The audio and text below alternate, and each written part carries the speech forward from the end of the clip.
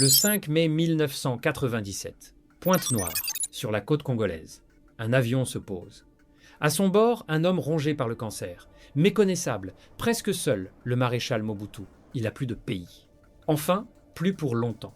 Il fait escale chez son voisin, chez son ami, Pascal Lissouba, président du Congo-Brazzaville. Ce jour-là, sur ce tarmac, personne ne le sait encore, mais 2 présidences viennent de se lier. 11 jours plus tard, Mobutu tombe à Kinshasa. 5 mois plus tard, jour pour jour, ou presque, c'est Lissouba qui tombe à Brazzaville. Coïncidence? Les archives, elles, disent autre chose. Et à la fin de cette vidéo, tu ne regarderas plus jamais la carte de l'Afrique centrale de la même façon. Kinshasa et Brazzaville, 2 capitales séparées par 4 km de fleuve Congo, les 2 capitales les plus proches au monde. Depuis 1992, à Brazzaville, un agronome devenu président, Pascal Lissouba, dirige un pays exsangue, élu dans la première vraie élection démocratique du Congo.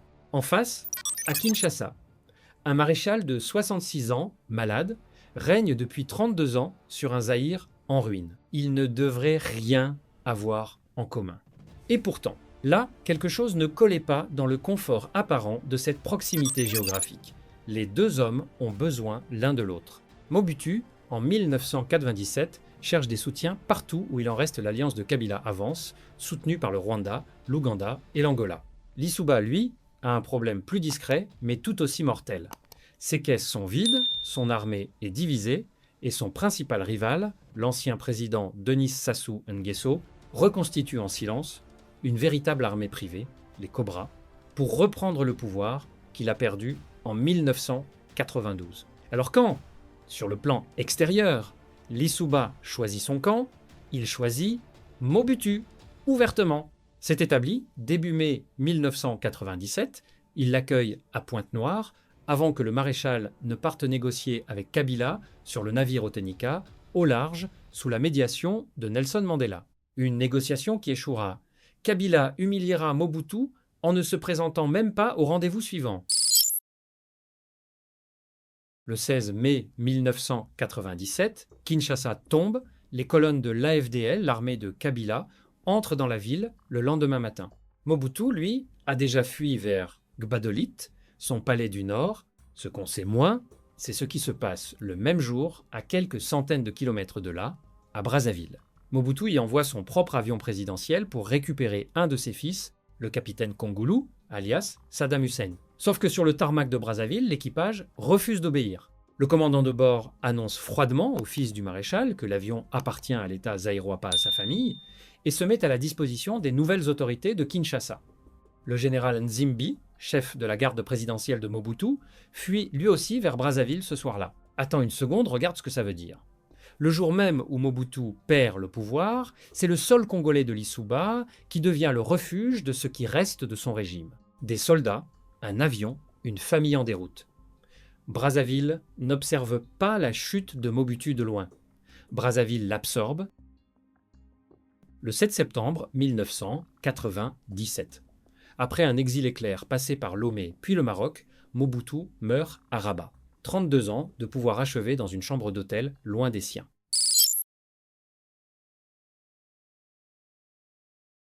Ce que peu de gens racontent, c'est que la chute de Lissouba ne commence pas en juin 1997. Elle couve depuis des années et son détonateur, c'est le pétrole. En 1992, quand Lissouba est élu, il hérite d'un pays où la compagnie française Elf Aquitaine produit à elle seul 80% du pétrole national. Sassou Nguesso, l'homme qu'il vient de battre, était l'allié historique d'Elf.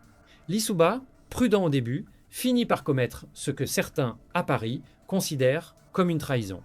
Il augmente la part des revenus pétroliers reversés à l'État congolais et surtout, il ouvre la porte à une compagnie américaine concurrente, Oxy, qui lui avance 150 millions de dollars. Mes hypothèses s'arrêtent là où s'arrêtent les preuves publiques, mais ce qu'on peut affirmer, document à l'appui, c'est que d'anciens cadres d'Elf, entendus des années plus tard dans le cadre de l'affaire judiciaire Elf, ont reconnu avoir financé la déstabilisation du régime Lissouba. Lissouba lui-même, après sa chute, accusera publiquement la compagnie française d'avoir soutenu la reconquête du pouvoir par Sassou Nguesso.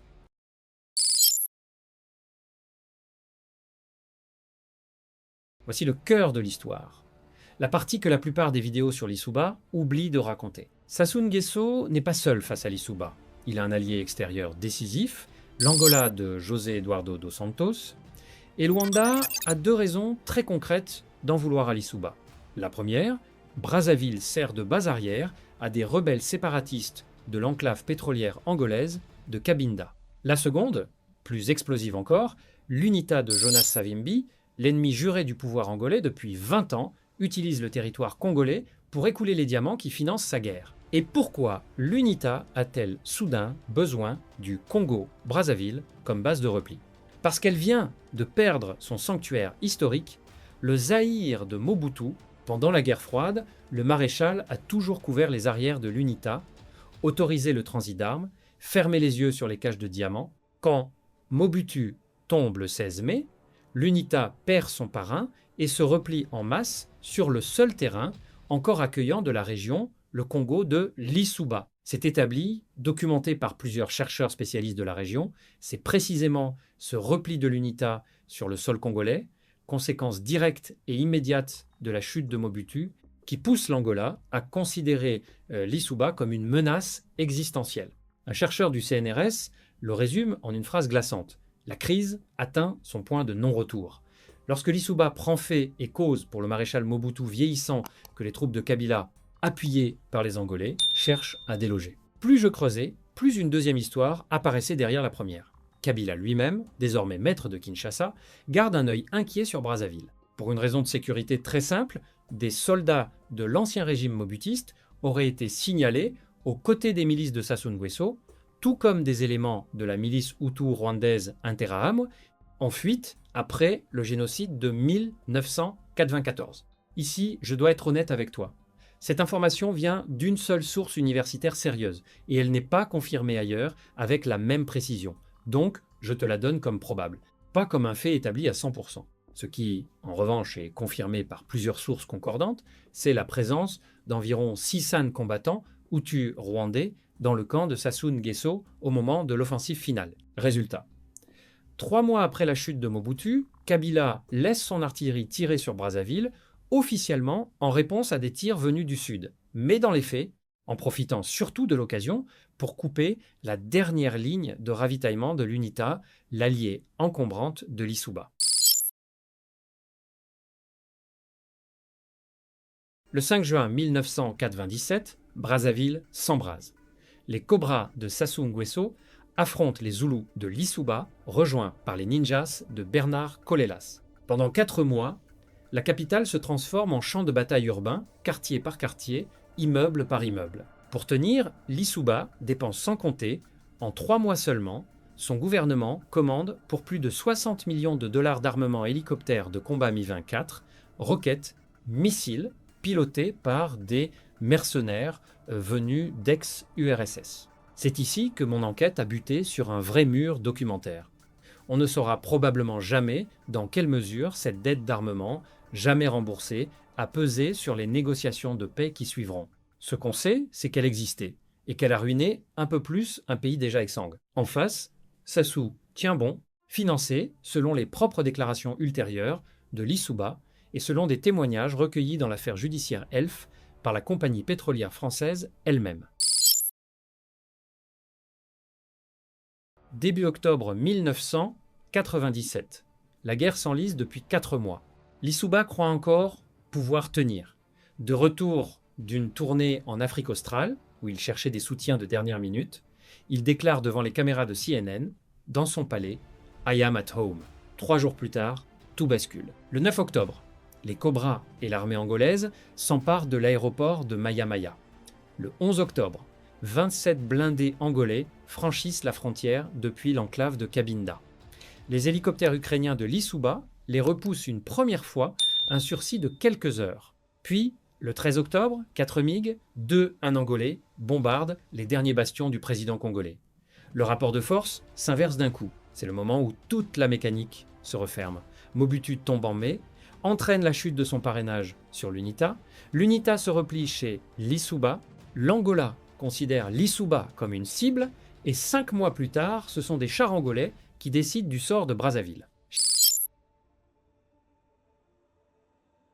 Les sources ne s'accordent pas toutes sur la date exacte.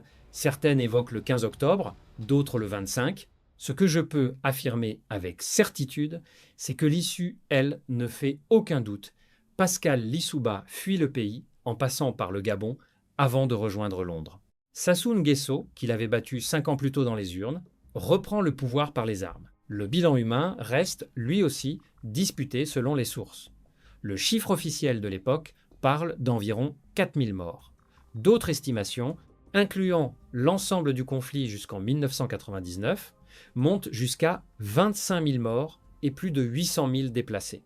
Ce que personne ne conteste en revanche, c'est l'ampleur du désastre. Des quartiers entiers de Brazzaville rasés, vidés de leurs habitants, dont certains resteront en ruine 20 ans plus tard. Denis Sassou Nguesso est toujours au pouvoir aujourd'hui. L'histoire de Pascal Lissouba, c'est l'histoire d'un homme tombé pour avoir choisi le mauvais allié au mauvais moment. L'histoire de Pascal Lissouba, c'est l'histoire d'un pétrole qui décide, qui gouverne, bien plus sûrement qu'une élection. L'histoire de Pascal Lissouba, c'est l'histoire de 2 capitales si proches qu'on peut voir l'une depuis l'autre et pourtant incapables d'échapper à la chute de leur voisine. Mobutu meurt en exil un 7 septembre.